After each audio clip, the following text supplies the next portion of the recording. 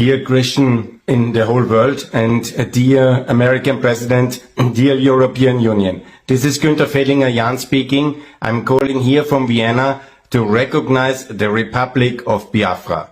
Biafra in ex-Nigeria, Nigeria to my regret, and this is a non-working state, and they have committed genocide in 1967 to 1970 against the Christians of Biafra and the people of Biafra, and now they are all well, since the last 15 years, living in terrible conditions.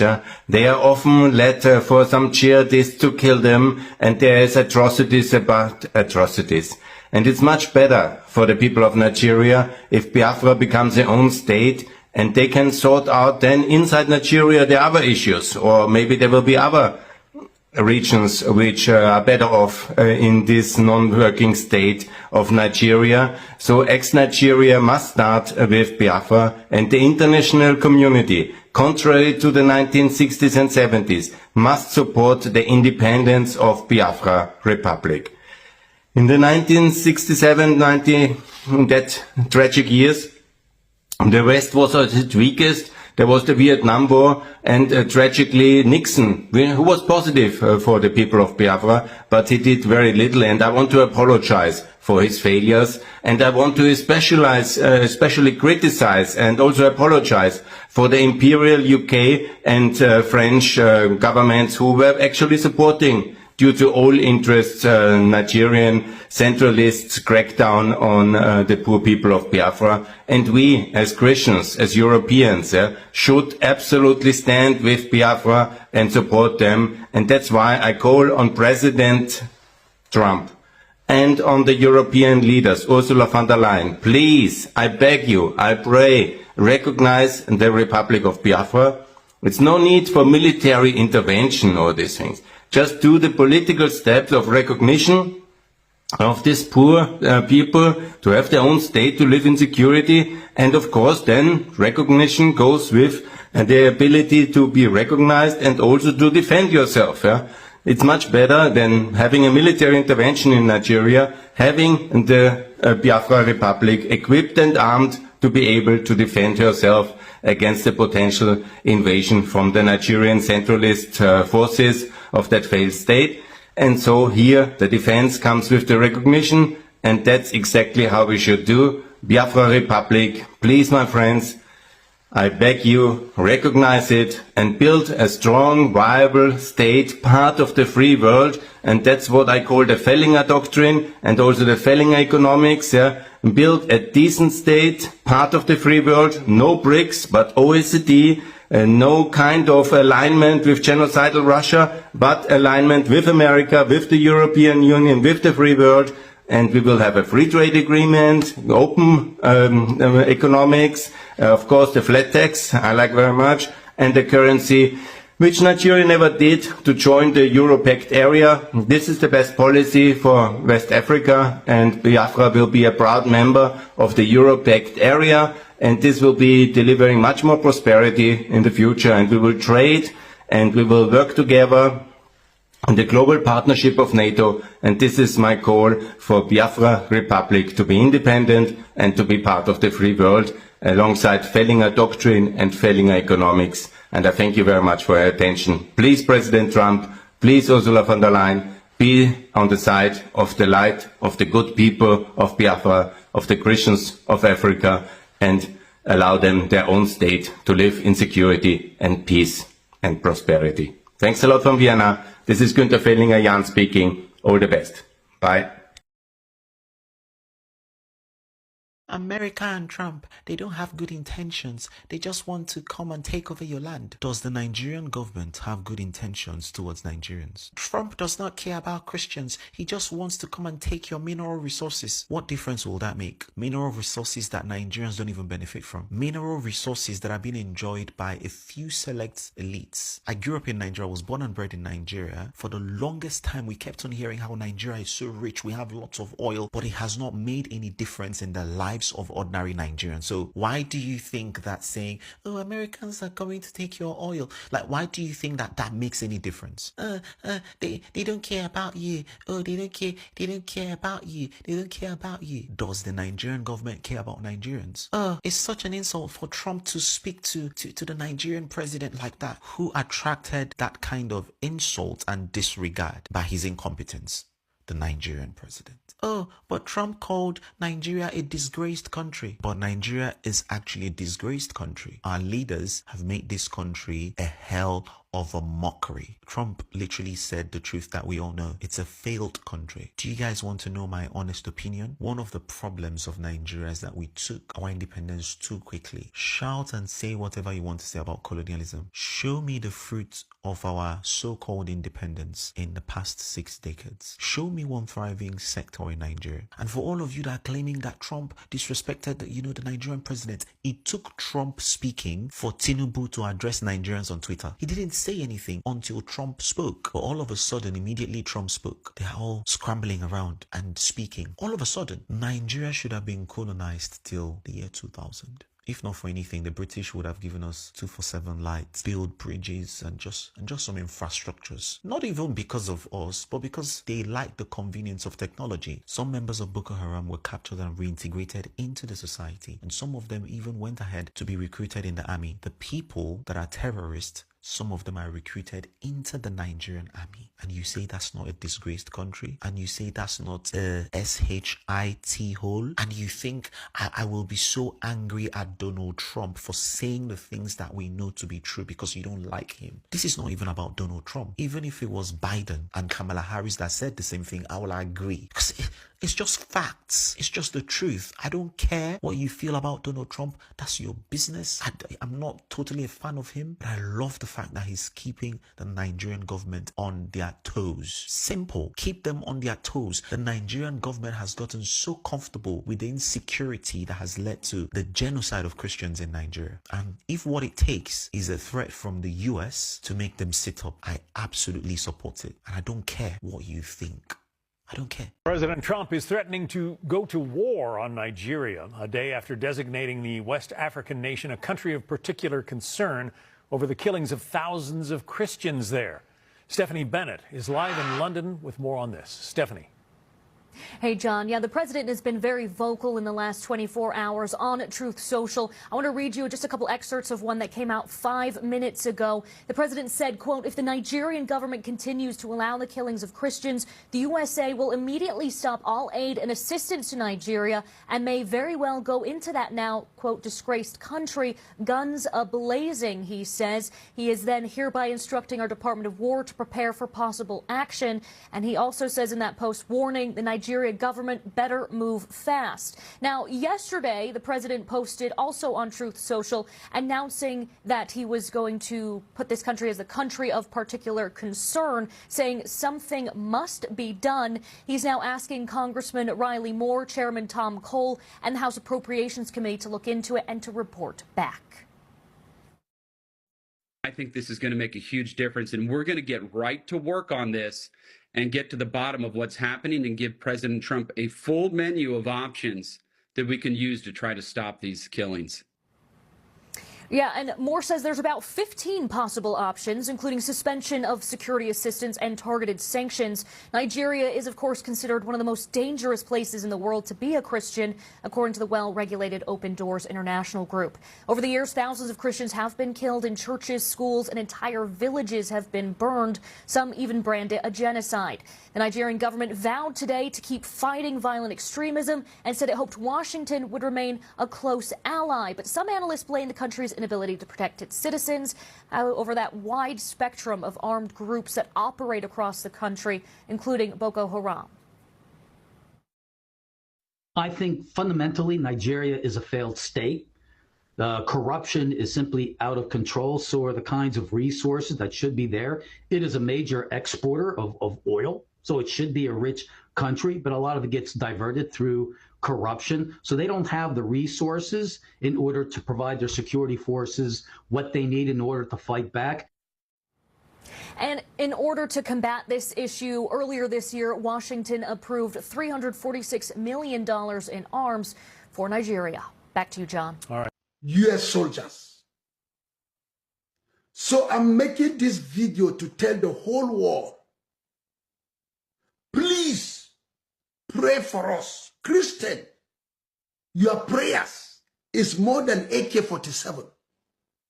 It's more than rocket launcher. It would destroy and destabilize evil networking in the dark world. And that is what I'm doing right here in the office this night. What am I to say? Thank you, equipping the persecuted. Joaso, you send money to me. God bless you. God protect you. Thank you for standing for Nigerians, citizens that are being persecuted. Let the power of Jesus Christ rest upon your life and your family. Where is Tes Cruz and all senators that you saw the materials that I sent to draw your attention what is happening in Nigeria? God bless you. Continue doing the good work for us. Advocate for us. God will never forsake you. Nothing will stop God from laying his hands upon your family. Trump, I say thank you for making that statement. Let the power of Jesus Christ shower your family. You will succeed. You will make a breakthrough. It's a clear-cut statement guided by the Holy Spirit that removed me from my house. I have to come to the office to present this thank you statement. Mike Winger. Oh, I'm saying thank you. Mike Winger. I don't know you, but I'm saying God should protect you. God to guide you. Jesus. President Trump is threatening to go to war on Nigeria a day after designating the West African nation a country of particular concern over the killings of thousands of Christians there. The president has been very vocal in the last 24 hours on Truth Social. I want to read you just a couple excerpts of one that came out 5 minutes ago. The president said, quote, if the Nigerian government continues to allow the killings of Christians, the USA will immediately stop all aid and assistance to Nigeria and may very well go into that now, quote, disgraced country, guns a-blazing, he says. He is then hereby instructing our Department of War to prepare for possible action. And he also says in that post, warning the Nigeria government better move fast. Now, yesterday, the president posted also on Truth Social announcing that he was going to put this country as a country of particular concern, saying something must be done. He's now asking Congressman Riley Moore, Chairman Tom Cole, and the House Appropriations Committee to look into it and to report back. I think this is going to make a huge difference. But you see, if you allow small problem like this to grow up, it can do unrepairable damage. Absolutely. So why don't you avoid that by taking those actions? Like, look, Charles, it's partly the arrogance of power. This thing started, we don't listen to anybody else but this thing ourselves. started in the U.S. Congress, and we have National Assembly here. I told them during the motion, it takes 10 hours to get to UK from, US from here. And it takes Mr. President a phone call to ask for audience with Donald Trump. And we have reputable international diplomats in the country, starting from Sulu Gambari, Akinyemi, Emeka Anyoku, Amina is there. We had a president of United Nations, somebody from KB, I can't remember his name. I know so many international diplomats that have contacts that can reach out to anybody, former presidents, congressmen, and we have the Senate here. We have the Senate president. They have we have the speaker, and there are people are sitting down there. But in fairness to the Tinubu government, I spoke to some of them just literally a few hours ago at very high levels, and they say they've opened direct communication with the White House with regard to this, that they are now, Asorock in Abuja is now in direct communication at the very highest levels with the White House. Why does that have to take you 2 years, Yeah, Charles? but that's what they've said they've done. I mean, so they say they're trying to manage the crisis. What is manage the crisis? These are people, the government of Tinubu came in, 2.5 years ago or so. Do you know that we don't have ambassadors anywhere? Yeah, that bit is a bit worrying. Do you know that we don't have a representative in the UN? I mean, let's say it as it is. And the government should really, I don't like saying this on the TV too. But do you know why? That's the only way I can vent out. It's important that you say these things. Yeah, because I don't have chance to see the president. You understand? The only time maybe you want to see the president is to run where he's going to, have any event. And maybe if the president sees you, you say, oh, Ndume. This is how they run the government. And I'm telling you, they don't have people in there. They don't have people. You know why I said they don't have any people? If you, Charles, go in anywhere now, out of 10 people, 5 or 6 or 7 will say, this is Charles from Arise TV. But you have people, I said before, they said Ndume is being abusive. It's true that we have, the government is dominated by kakistocrats. I want to repeat that again. And then kleptocrats. All they are concerned about, if you want to see the president, they will ask you how much. That is, if that is true, then that is. Do you think I'll come here and lie? No, I'm just saying that's a shame. That is a disgusting, and people appalling want to. shame. Now, if I say, I wrote to them, I asked them, I want to see the president to discuss some national issues. Then they will be playing games and as if you are going to heaven. No. But I mean, in your considered. Every time the North will say, hey, Nigeria is indefeasible. Okay, make Nigeria stable and peaceful. They refuse. If it is Christians that are doing this and they are doing the North, will he still say what he said? They would have been shouting Araba, Araba, Araba like they did the first time. The North should not think that we are fools. So every time they speak as if they want one Nigeria or they love Nigeria.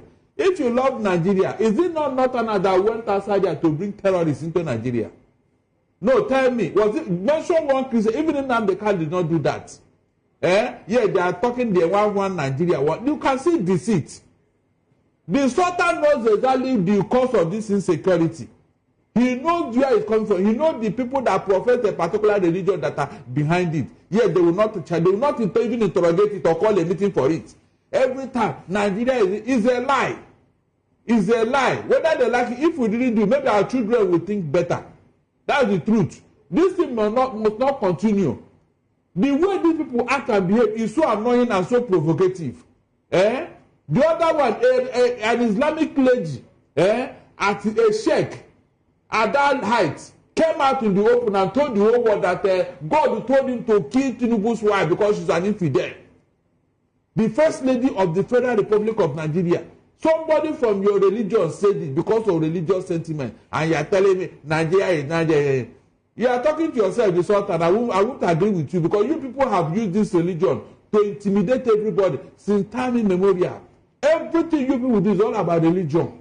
If it doesn't favor you, no. I remember when they want to hold Miss Nigeria in Abuja. This same people, because of religion, they took it to Calabar. Is that Christians? Did they behave like that? They don't even bother with you whenever they want to do something. They don't do it without caring.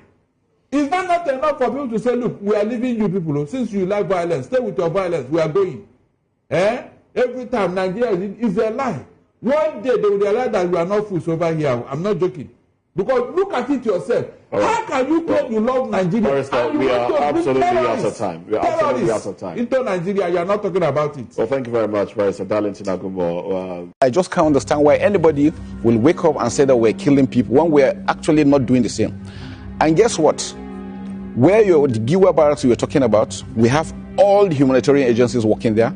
You have the UN working, local and international organizations are working. Are we saying they are complicit?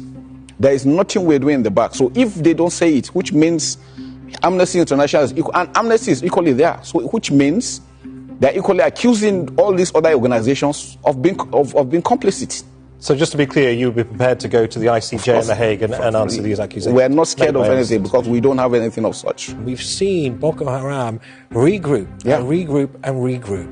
What is your answer to that? That you have in some way fed the insurgents? The problem is that I think we've talked to the international community. Let's find out the funding. When they started surrendering, by the time we left, so as we speak, we have over 120,000 that have surrendered. Most of them, when you find them, they are coming with hard currencies. How did they get them? How are they funded? How did they get the training? How did they get the equipment? What is your suspicion? Well, maybe an international conspiracy. You don't know. Who knows?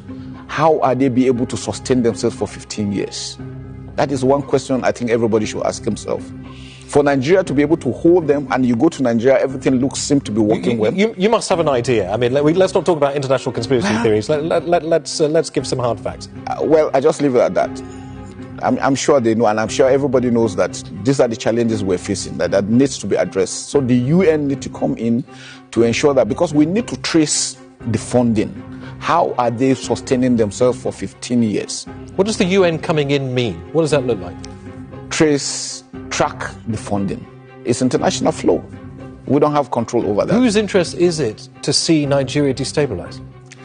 Well, I don't know. You don't know. Your guess is as good as mine.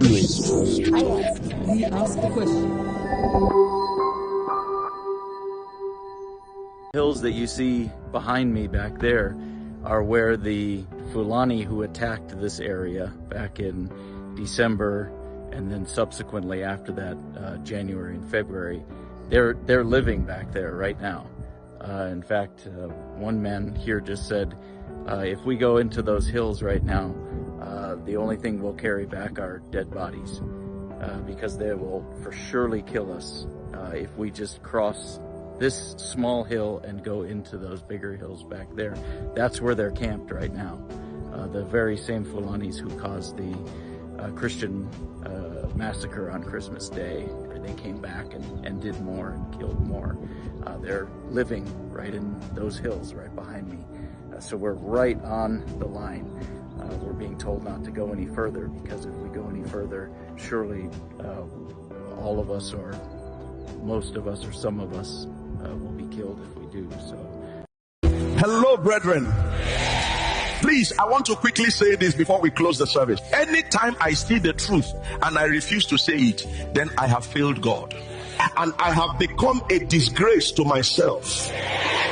We live in a country divided in so many ways. Political, tribal, religious, regional, and ethnic differences everywhere. Before you say I am being tribalistic, for the sake of our online viewers, let me be clear.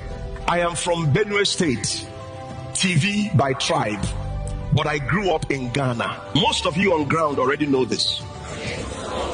But let us ask ourselves one simple question and answer it sincerely within our hearts. What is this young man called Nnamdi Kanu still doing in DSS custody for more than 3 years now? It is very obvious that they have found nothing incriminating against him, yet he remains there. Some of you are happy about it simply because he is an Igbo man. I do not understand this prejudice against the Igbo people in our country. I'm sorry to say this, it may anger some of you, but from my findings, the Igbo man is one of the greatest agents of development in this nation. If you doubt it, take away their investments from every state in Nigeria and then tell me what is left. In every part of Nigeria, you will find their presence, their businesses, their hard work, their contribution to growth. Yet these same people said they want to leave because of the injustice constantly done to them. How can a government negotiate with terrorists, one of the most dangerous in the world, but hold a man who never carried a gun, only spoke against injustice? And yet, many who go to church every Sunday support this oppression simply because he is from the Igbo tribe. Most of you who hate the Igbos have never been treated badly by an Igbo person. You hate them because of what you were told, not what you experienced. Igbo leaders are busy playing politics. Igbo politicians, you are a disgrace to your land. Greed and selfishness have made you silent while your brother suffers in detention. Do you even care about posterity? What will your land remember you for? I have told you this many times in this church. Whenever you support evil done to others, spiritually, you position yourself and your family to partake in that same evil. Injustice in a lawless country flies like a stray bullet. You never know who it will land on. Please share this video wherever you are watching from. I am Apostle Barnabas, and this is Truth Assembly International.